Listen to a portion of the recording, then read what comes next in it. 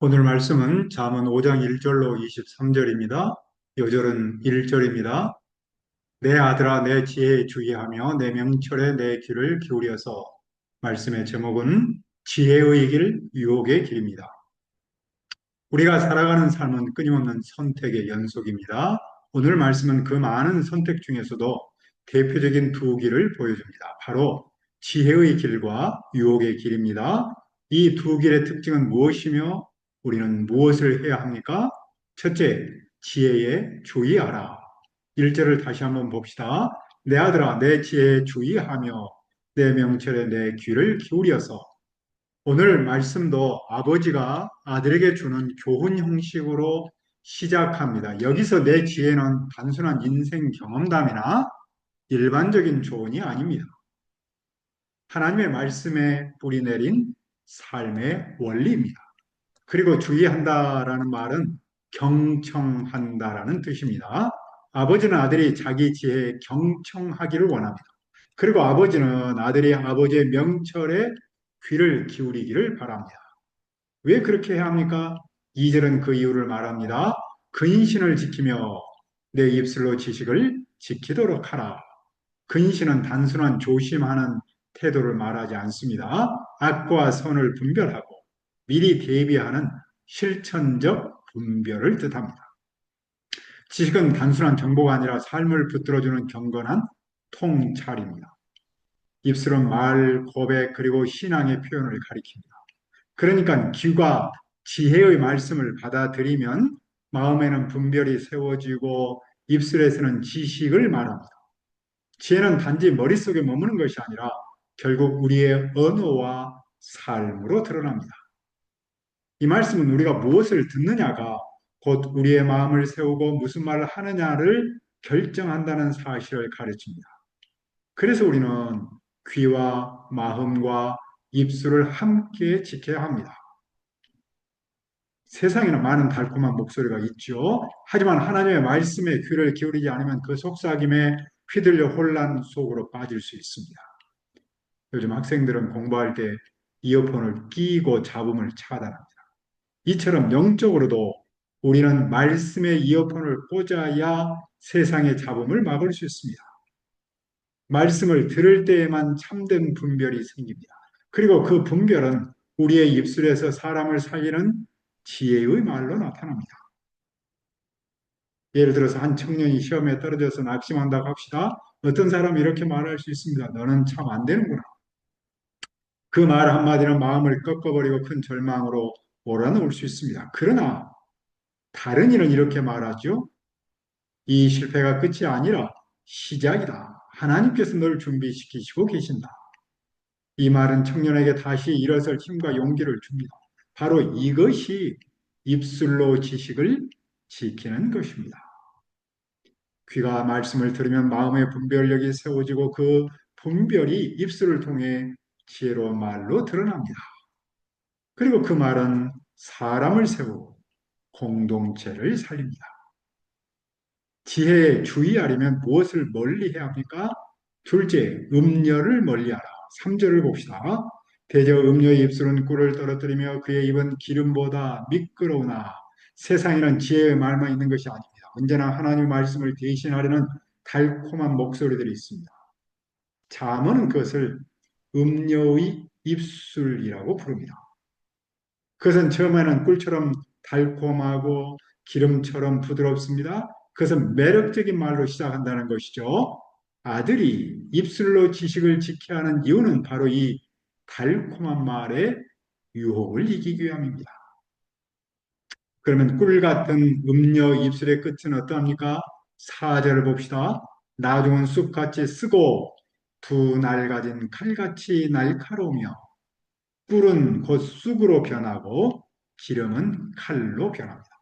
처음엔 달콤하지만 마지막은 치명적인 상처를 남깁니다. 그녀의 발은 죽음으로 발걸음은 수월로 나갑니다. 그녀는 생명의 평탄한 길을 알지 못하여 그 길을 생각하지도 않습니다. 그저 흔들리며 방황하지만 자신이 어디로 가는지도 모릅니다. 바로 이런 이유로 그녀는 젊은 아들에게 가장 위험한 존재입니다. 그런 즉 아들은 무엇을 해야 합니까? 7절은 분명히 말합니다. 아들들아 내 말을 들으며 내 입의 말에서 떠나지 말라. 아들들은 아버지의 훈계를 귀하게 여겨야 합니다. 그리고 8절은 구체적인 행동 지침을 줍니다. 네 길을 그녀에게서 멀리하라. 그의 진문에도 가까이 가지 말라. 여기서 중요한 것은 멀리하라. 가까이 가지 말라라는 겁니다. 유혹은 강한 의지로 정면 대결하는 것이 아닙니다. 오히려 멀리함으로 이기는 겁니다. 가까이 가지 않는 그것이 가장 지혜로운 대처입니다. 만일 아들이 음녀를 멀리하지 않으면 어떤 일이 일어납니까? 9절부터 11절에서 두렵다라는 말을 강조합니다. 아들의 존영, 곧 명예가 다른 사람에게 넘어갈까 두렵습니다. 그 생명이 잔인한 자의 손에 빼앗길까 두렵습니다. 수고한 재물이 남의 집을 만족시키고 땀 흘린 대가가 다른 사람의 소유가 될까 두렵습니다. 인생의 끝자락에 가서 몸과 육체가 소멸할 때 한탄할까 두렵습니다. 그때 터져나오는 한탄이 무엇입니까? 왜 내가 훈계를 싫어했으며 왜 내 마음이 꾸지람을 업신여겼는가?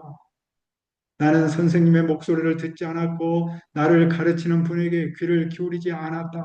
이 고백은 단순한 개인의 후회가 아닙니다. 14절 이렇게 덧붙입니다. 회중 가운데서 큰 악에 빠졌다.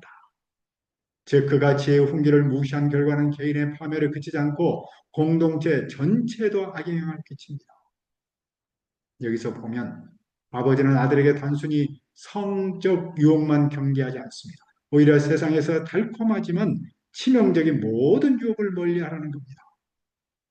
유혹은 처음에는 꿀처럼 달지만 끝은 반드시 쑥과 칼이 되버립니다. 그래서 지혜로운 자는 그것을 멀리합니다. 이제 아들은 무엇을 누려야 합니까? 셋째, 내 우물에서 물을 마시라. 15절을 보십시오. 너는 내 우물에서 물을 마시며 내 샘에서 흐르는 물을 마시라. 여기서 자매는 놀라운 반전을 보여줍니다. 앞에서는 음녀에게서 멀리하라라고 하며 경계와 절제를 강조했습니다. 하지만 여기서는 물을 마시라라고 하면서 하나님이 주신 사랑의 기쁨을 적극적으로 누리라고 합니다. 내 우물과 내 샘은 곧 자기 아내를 상징합니다. 물을 마신다라는 말은 부부 사이의 사랑을 나눈다라는 뜻입니다. 하나님은 인간을 금욕적인 존재로 만들지 않았습니다. 하나님은 우리를 질서와 언약 안에서 풍성한 사랑과 기쁨을 누리도록 지으셨습니다. 그래서 아들은 반드시 자기 아내와 사랑을 나누어야 합니다. 그리고 그 안에서 참된 만족을 경험해야 합니다. 만약 아들이 자기 우물에서 물을 마시지 않는다면 어떻게 될까요? 그 샘물을 집 밖으로 넘치게 하는 겁니다. 그 도랑물을 거리로 흘러가게 하는 겁니다. 그러나 아들은 그 물을 자기에게만 있게 하고 타인과 더불어 그것을 나누지 않아야 합니다. 무슨 말입니까?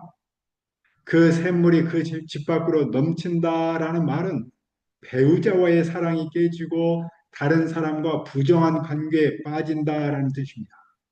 만일 아들이 자기 샘에서 물을 마시지 않으면, 즉 자기 아내와 사랑을 나누지 않으면 자기 아내와 다른 남자와 부적절한 관계를 나눕니다. 부부의 사랑은 오직 둘만의 것이며 타인과 나눌 수 없다는 것이죠. 그러므로 남편은 자기 아내와만 사랑을 나누고 그 사랑을 지켜야 합니다. 어떻게 그 사랑을 지킬 수 있습니까? 18절입니다. 네 샘으로 복되게 하라. 네가 젊어서 취한 아내를 즐거워하라.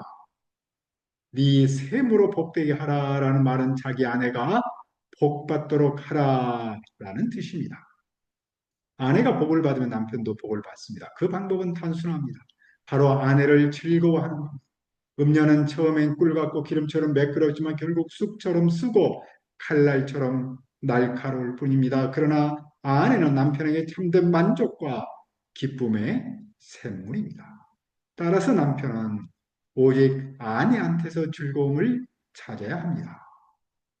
왜 남편은 아내를 즐거워해야 합니까? 그녀는 사랑스러운 암사슴 같고 아름다운 암노루 같기 때문입니다.